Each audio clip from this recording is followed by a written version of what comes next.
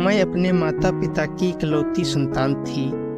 मेरे माता पिता की एक सड़क दुर्घटना में मौत हो जाने के बाद मेरे चाचा और चाची ने मुझे पाला पोसा। चाचा और चाची ही मेरा सहारा थे। चाचा ने मुझको पढ़ाया लिखाया और इस लायक बनाया कि बड़ी होकर मैं स्वयं अपने पैरों पर खड़ी हो सकूं और चाचा का सहारा बनूं। चाचा की माली हालत अच्छी नहीं थी। एक कमरे के मकान के बाहर एक छोटी सी दुकान खोल रखी थी चाचा ने। उसमें किराने का सामान रखकर बेचते थे। मोहल्ले की जो औरतें सामान खरीदने आती वे इतना मोल भाव करती कि किसी चीज पर मिलने वाला मुनाफा कम हो जाता। वैसे भी चाचा को बाहर की औरतों से बहुत लगाव महसूस होता था। वे चाहते थे कि औरतें उनकी दुकान पर आकर उनसे बातें करती ही रहें। उनकी इसी कमजोरी का लाभ चालाक औरतें खूब उठाती थी। वे चाचा से खूब रसीली बातें करती और सामान सस्ते में खरीद लेती। घर में हम 5 लोग थे, चाचा चाची और उनके 2 बच्चे और एक मैं। इन सबका खर्च चलाने की जिम्मेदारी मेरे कंधों पर ही थी। इसलिए मैं शहर के ही एक प्राइवेट स्कूल में पढ़ाने लगी थी। मेरे चाचा जितने लापरवाह किस्म के थे, चाची उतनी ही सख्त मिजाज। मैं तो कहती हूँ कि घर में अगर लड़की हो तो उस पर एक नज़र टेढ़ी ही रखनी चाहिए और घर की अंदरूनी बातों में लड़की जात को ज़्यादा शामिल नहीं करना चाहिए। चाची ने पड़ोस में रहने वाली बिमला से कहा और बिमला ने हाँ में हाँ मिलाई। हाँ, सही कहा आपने, और इसलिए मैंने अपनी बेटी मीना का स्कूल जाना बंद करवा दिया है। अब 8वीं तो पास हो ही गई है। आगे की पढ़ाई के लिए लड़कों वाले स्कूल में भेजना पड़ेगा और हमने तो सुना है कि वहाँ लड़का और लड़की एक साथ बैठते हैं। इसी शक्ति का नतीजा था कि मैंने अपने आप को बहुत संभाल रखा था और हमेशा ही सहमी सी रहती थी। इस सहमेपन के साथ जीते जीते मैं 30 साल की हो गई थी और अभी तक कुंवारी थी। ऐसा नहीं था कि मेरे शादी के लिए रिश्ते नहीं आए, पर भला चाचा मेरी शादी करा देते तो घर के लिए पैसे कौन लाता। चाचा चाची की सोच यही थी कि मैं इसी घर में ही रहती रहूं और पैसे लाती रहूं। चाचा के दोनों लड़के भी अब जवान हो चले थे और उन्होंने अपनी जिम्मेदारी को भरपूर समझते हुए कुछ पैसे जोड़े, कुछ पैसा बैंक से लोन लिया और अपने पिता की छोटी सी दुकान को अब एक बड़ी दुकान में तब्दील कर दिया और दोनों खुद ही इसी काम में उतर आए थे।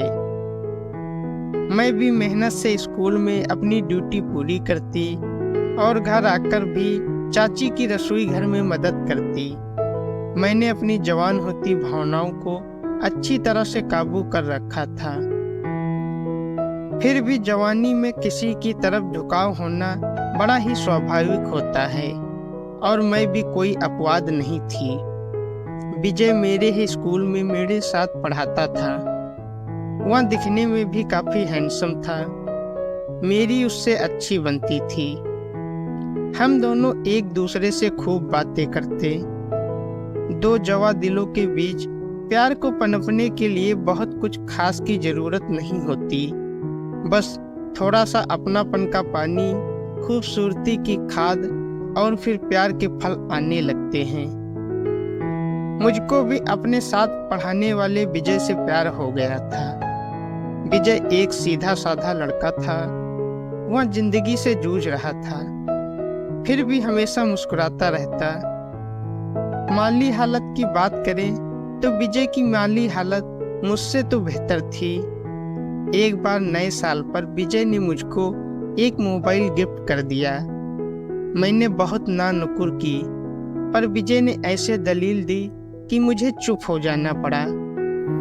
देखिए मैडम, यह मैं आपको इसलिए गिफ्ट कर रहा हूँ ताकि घर जाने के बाद भी हम दोनों एक दूसरे से बातें कर सकें, विजय ने कहा। ठीक है, ले लेती हूँ, पर जब मैं अपने घर पर रहूँगी तब आप फोन नहीं करेंगे। हाँ, मैसेज के जरिए बात जरूर कर सकते हैं।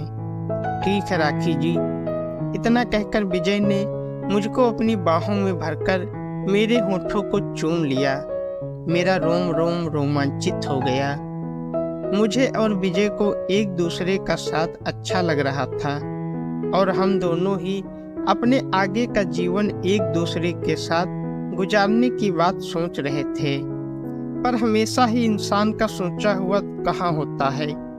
इतना जीवन गुजरने के बाद एक बात तो मैं मन ही मन जान चुकी थी कि चाचा और चाची मेरी शादी जानकर नहीं करना चाहते और वे लोग यही चाहते हैं कि मैं उनके लिए बस ऐसे ही पैसे कमाती रहूं और वो लोग आराम से मजे करते रहें। इसलिए मैंने इस बाबत चाची से खुद ही बात करने की बात सोचने लगी। एक दिन मैं देर रात तक विजय से मैसेज पर बातें करती रही, फिर सो गई। सुबह उठी तो स्कूल के लिए देर हो रही थी, इसलिए जल्दी में मैं मोबाइल वहीं अपने बिस्तर पर ही भूल गई। चलो फिर मैं आज तुम्हारे घर तक छोड़ देता हूँ, अपनी बाइक की ओर इशारा करता हुआ विजय बोला। मैं पहले तो हिचकिचाई, क्योंकि गली के नुक्कड़ पर ही तो चाचा की दुकान है। मुमकिन है कि घर के लोग विजय के साथ मुझे देख ले तो देख ले, मैं कोई चोरी तो कर नहीं रही। और फिर आज तो मुझे वैसे भी विजय के बारे में बात करनी ही है। ऐसा सोचकर मैंने बाइक पर जाने के लिए हाँ कर दी और विजय के साथ बैठकर चल दी। कुछ देर बाद घर के सामने पहुंचने पर मैंने विजय से वहीं उतार देने को कहा और मैं घर तक पैदल ही चली गई। घर में अंदर का नज़ारा ही अलग था।